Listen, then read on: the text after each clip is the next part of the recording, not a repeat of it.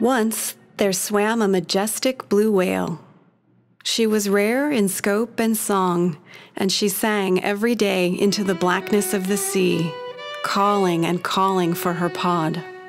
Her songs were light and joyous and clear, and she dreamed her joy would bring her a family with whom she could share all the days of her life. One morning she woke at the surface of the sea and found that a great white albatross had taken roost upon her back. "I hope you don't mind," he said. "I was tired and lost, and your song was so sweet, I decided to rest here with you."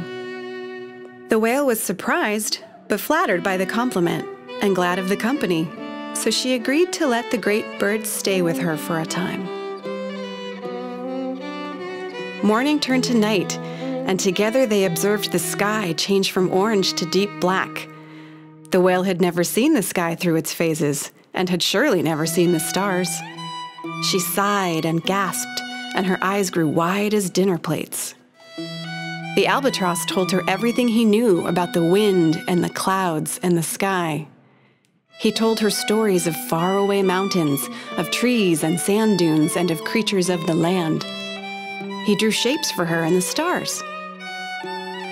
In return, the whale sang him songs of the vastness of the ocean, the darkness and the depth, of all the spindly, toothy, and globby sea creatures, and of her hollow longing to find her pod. Night lifted to morning, and as the sun pushed over the divide, the whale found that she was afraid the great bird would leave her soon. "Where will you go?" she asked. "Home," he replied. "Where is home?" she asked. "I don't know," he replied. "What if home was here with me?" she asked after a time. "No," said the albatross. "You must swim, and I must fly." The whale grew silent, and the great bird bowed his head to her skin.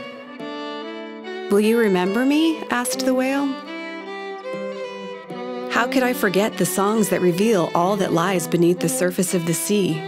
A world that I would never have known, you have made plain and beautiful to my mind.